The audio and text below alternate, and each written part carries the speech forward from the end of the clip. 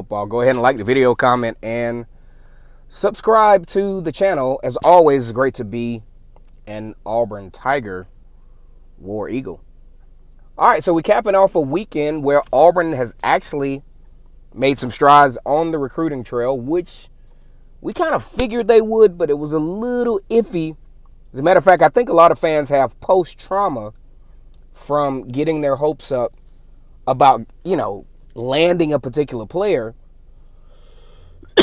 excuse me, only to have that player commit somewhere else, i.e. Alabama, LSU, Texas A&M, Georgia, okay? So Auburn found themselves in, I think, a much-needed win for them in getting Tony Fair. We talked about this in another video. I think, if Tony Fair doesn't commit to Auburn, then I think that would have been pretty rough. And I think we would be having a lot different conversation this week versus what we're having now.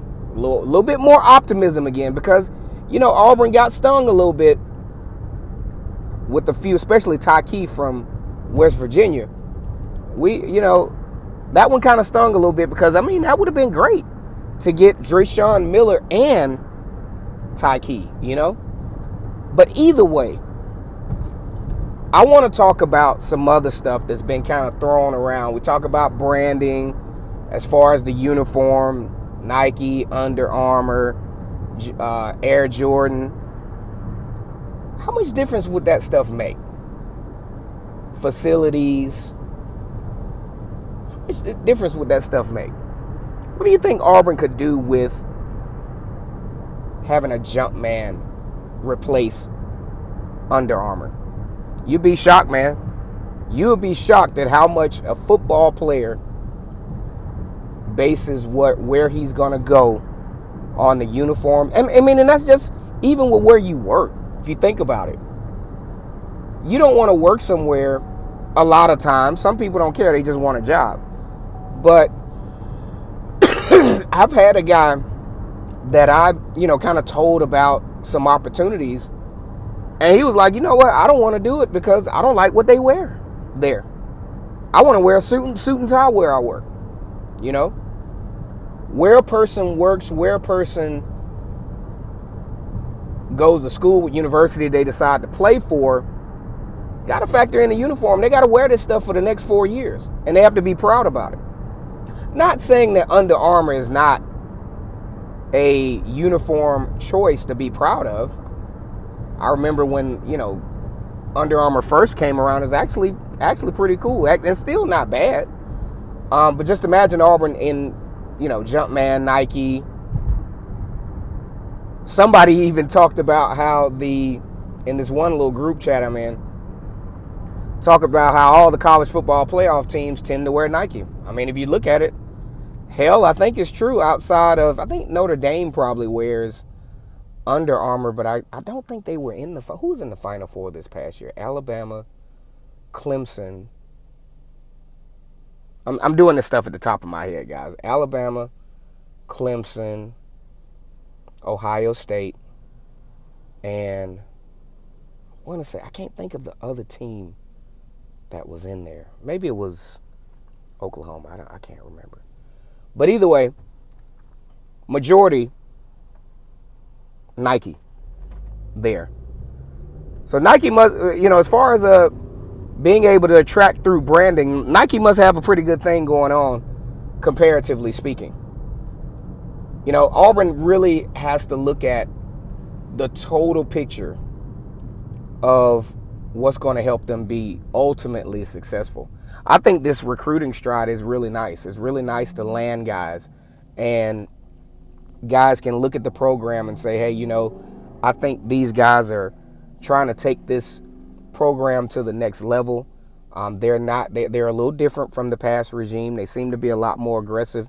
And then let's not discount this. Let's look at the age factor as well. I think, there might have been a little disconnect with the prior coaching staff, even from an age standpoint. You talk about Kevin Steele's been coaching for about 40 plus years. At a certain point, there's just going to be a natural disconnect there. Because in most cases, like, look at Bryan Harsin. He's, close enough to influence, but he's far enough from these guys from an age standpoint to inspire. So is Derek Mason. This is a very youthful coaching staff where the players can relate. Because that old school stuff doesn't get you very far at a certain point with the generation that is coming along now. You got to be able to inspire these kids. And, you got Rodney Garner. You got, like I said, Kevin Steele, Gus Malzahn at this point. The age gap is starting to be very profound. Now, Nick Saban is smart enough to have sort of youth around, because I think he knows this. I think that's why Nick Saban is so successful, is because he understands the totality of what it takes to win at the college football level. Whether it's the perception of, hey, I'm going to the league, I'm in a great program, I'm going to win a national championship. At the least, I'm going to win one national championship. You got some guys on this team with Alabama that's won two. Auburn, ironically, had that same opportunity between 2010 and 2013, where they made those two trips to the national championship. I know for sure Chris Davis Jr. could have had two national championships. That would have been awesome, but did not happen. But back to this whole facility. Now let's get to the facilities part. We talked about branding. We talked about the coaches as far as disconnect or connection. Let's talk about facilities. I think facilities is super important. I think more important than facilities, just genuine development. Because if you look at Auburn on draft day, you're not going to get your name called until about the third round, unless of course, that Noah Igbenogany, just especially elite talent, Derek Brown, once in a lifetime talent, then Marlon Davidson as the defensive line value started to kind of not necessarily deflate, but you took a lot of good players from the first round and at defensive tackle, especially landing Derek Brown. Then you talk about the needs of the team as things go on. But Auburn has not been very representative in the draft, and why not? I say development. Darius Slayton probably could have been a lot higher in the draft at another institution, where player development to reach the next level would have been a little bit more in the forefront. All right.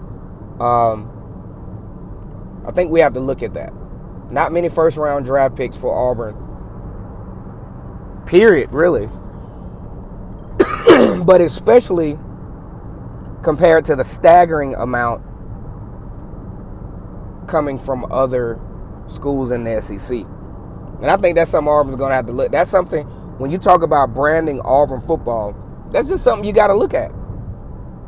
It's not a comfortable thing to do because Auburn is so far behind. But I think Auburn can catch up. I really do. And I think this staff gives that optimism that, let's just say, year one. If Auburn wins double digits, I'd be shocked. Not because I don't think they have the capability, but there's a lot that happens in year one. I think there's going to be obviously some growing pains. Luckily, you have a soft landing into the season to where, you got a little time to figure some things out. But you ain't playing Penn State at home. You're headed up to Happy Valley, and I'm telling you, you better know that Penn State's going to be ready.